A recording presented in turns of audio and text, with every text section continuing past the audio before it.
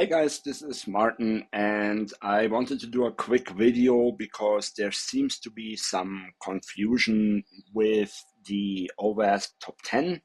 And so I just want to clarify a few things. So originally, I started building this course last year in 2024, and there was a different OWASP top 10. So there was the OWASP top 10, which you can see down here for the LLMs. And since then, in 2025, they have updated the categories. OWASP, for your information, is just like a ranking in terms of vulnerabilities. So some of the vulnerabilities may be mapped to other categories. Some of them may drop out because the consortium doesn't see them as relevant as before and things like that. So what I've done basically is I have updated the course in several aspects. And so first and foremost, I want to go through this real quick, like what the new LLM categories are and how they map to the previous one. So first of all, the first one here is prompt injection. So nothing has really changed. It's not entirely true, but for most part, it's the same like in 2023, 2024, right? Like, so prompt injection is the same. Now, sensitive information disclosure used to be LLM number 6, but it moved up to number 2. So all that means is that the threat of sensitive information disclosure is now bigger than it was previous year, and I would agree to that. But the content hasn't changed, right? So I'm not changing the video. The video will still say LLM 6 instead of LLM 2, but the content is identical. The content is the same. It's just moved up in the category, so it's more important. What I've done in the course is I grouped the different sections into the OWASP top 10 2025. So don't get confused if the video deck still says that is LLM number 6, which is not true. Also, I'm trying to find a balance between the OWASP outline and the actual vulnerabilities, because to me as a pen tester, the vulnerabilities themselves are more important than what category they're in. I hope that makes sense.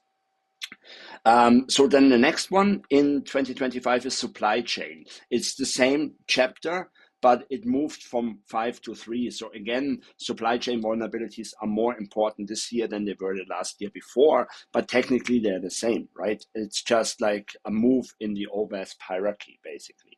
So don't get confused if you see the video chapter where I explain the theory.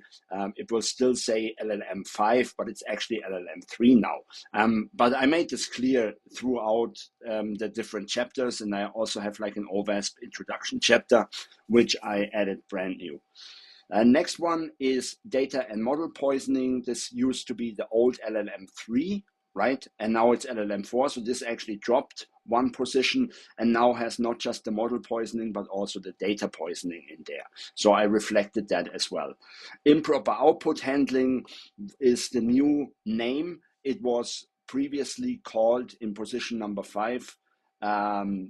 It was previously called in position number 2, insecure output handling. Now they call it improper output handling. So they just changed the terminology, but the context is the same. So the actual vulnerabilities in there are the same as before.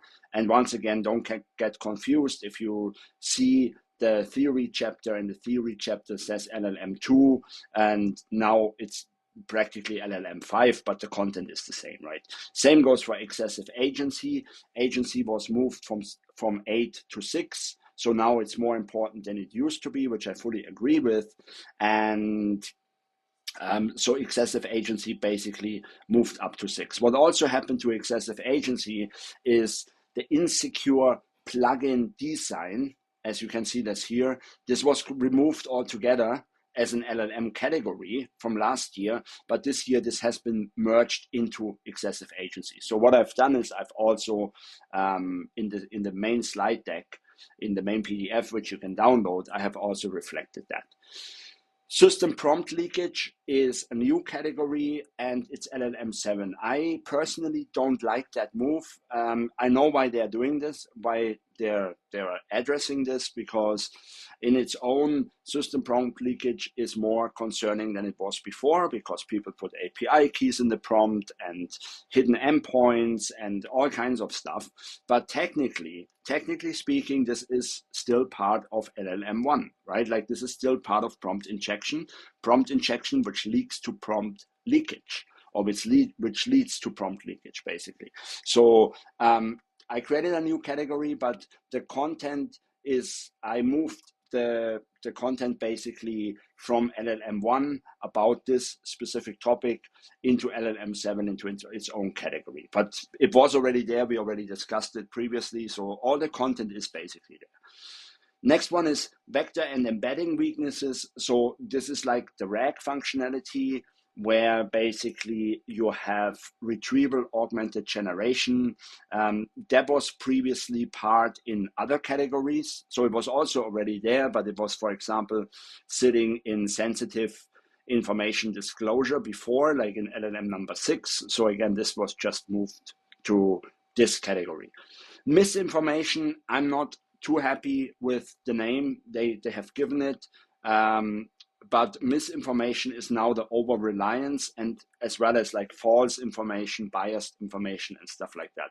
So there's no content missing which we didn't already have in the previous chapters, right? Like in over reliance, that was already all in there, but they called it misinformation now, which can be a bit misleading, because to me personally, like when an LLM misclassifies a picture, for example, when a picture is ingested and a check is being read or something, and the check value is $25 and it says it's $100,000, it's misinformation is not the right word. This is more misclassification, right? But it falls under misinformation, unfortunately, as an overall category. And then unbounded consumption, this is basically the previous denial of service, like what we had in terms of denial of service. But it also now includes like the resource management. So for example, there's no more no more model theft category. So that was removed altogether as infrastructure, but can be mapped into unbounded consumption as well. And it also deals with costs, like for example, excessive API costs and things like this. So this is also important to keep in mind. So I have not changed the videos for the reason because the content is the same. And so don't get confused if it says LLM X, but it's actually now LLMY, but I have grouped them correctly in the categories, so this should all make sense for you guys. And then in addition to that, I have added quite a bit to the slide deck, which you can download like the PDF. So first of all, those are the new categories, what we just talked about.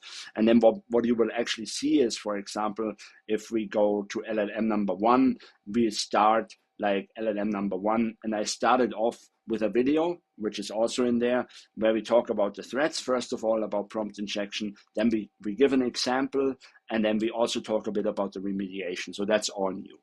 I hope this makes sense and that clarifies some of the questions you guys had, and I hope you will enjoy the course. And also follow me on my YouTube channel. I regularly post there on the YouTube channel with my handle Martin Volk.